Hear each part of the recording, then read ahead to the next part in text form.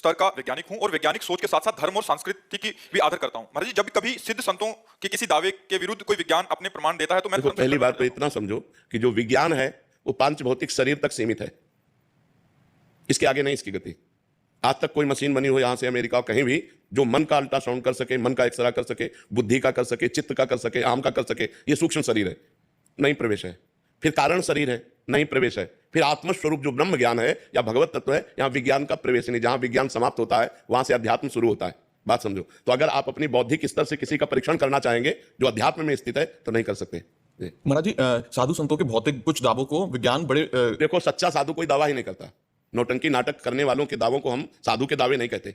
नौटंकी नाटक, हमारे शब्दों पर जाइए, नौटंकी नाटक करने वालों को जो दावे करते हैं उनको हम साधु संत ही नहीं कहते। साधु संत इस बात का दावा करते हैं मैं ये कर दूंगा, अहंकार विमूढ़ात्मा करता हमिति मन्यते, मैं ऐसा कर सकता हूं, वो अहंकारी है। साधु अहंकारी नहीं होता, साधु ज्ञानी होता है। और दूसरी बात, जब बड़े बड़े प्रारब्धों को संत अपने भोगते हैं तो तुम्हारे प्रारब्ध को नष्ट करने के उपाय बताएंगे कि राम का नाम जप करो, धर्म से चलो, पाप कर्म मत करो, ऐसे ऐसे चलो। ऐसे कि मैं तुम्हें भस्म दे दूंगा, मैं तुम्हें जंतुर दे दूंगा, मैं तुम्हें कलावा बांध दूंगा, या मैं ऐसा कर सकता, ऐसा नहीं। आज तक किसी बड़े संत का नाम हमें लो कि उन्होंने ऐसा किया, किसी भी सिद्ध संत का जिसका इतिहास में गान किया गया है या वर्तमान में जो है, जो भगवान का मार्ग का है, जो रुपया पैसा का मार्ग बटोरना, यश कीर्ति को बटोरना, ये सब बात अलग है। साधु वही जो कंचन कामनी कीर्ति से बचे, साधु वही जो सब में भगवान को देखे और भगवान में लगाए, भगवान से विरुद्ध में। जैसे संत से आप कहो मुझे यहाँ पीड़ा है, मैं बहुत परेशान हूं, तो देखो बच्चा, सब परेशानी दूर करने वाले भगवान हैं। आप भगवान का नाम जप करो, भगवान से प्रार्थना करो, वही दूर कर देंगे। आज तक संतों ने यही सलाह दी है, जाओ मैं ठीक कर दूंगा, ऐसा तो नहीं।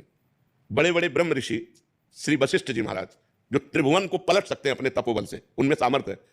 जब दशरथ जी का मरण हुआ, भगवान का 14 वर्ष का वनवास हुआ, भरत जी जब आए तो ऐसे कह रहे हैं, ऐसे का मतलब होता है असमर्थता, ऐसे का मतलब होता है कि हाथ मींज कर कहना कि अब क्या करूं, मैं कर नहीं सकता।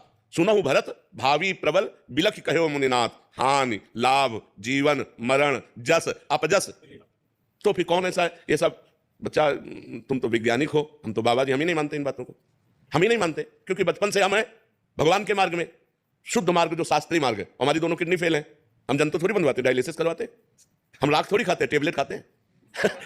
शरीर को जो जरूरत है वो कराना। भगवान ने वैज्ञानिक बनाए हैं, वैज्ञानिकों ने यंत्र बनाया है, औषधियां बनाई है। हमें डॉक्टर की शरण जाना चाहिए, क्योंकि इस पांच भौतिक शरीर के रोगों का निदान डॉक्टर से है, ना कि छू से, जंतुर मंतुर से, पानी और राख देने से, ऐसे से नहीं होता। इसका निदान डॉक्टरों से, डॉक्टरों के पास जाना चाहिए। और ये सब नौटंकी नाटक में कोई ना फंसे, नहीं हाथ कुछ नहीं लगेगा। हम एक बात और बता देते हैं, जैसे आप परेशान हैं किसी भी कष्ट से, और आप हमारे पास आए और अब आपकी परेशानी खत्म होने का नंबर आ गया और आपका पुण्य लागू हो गया, बोले बाबा के पास दर्शन करते ही वो खत्म हो गया, तुक्का लग गया ना।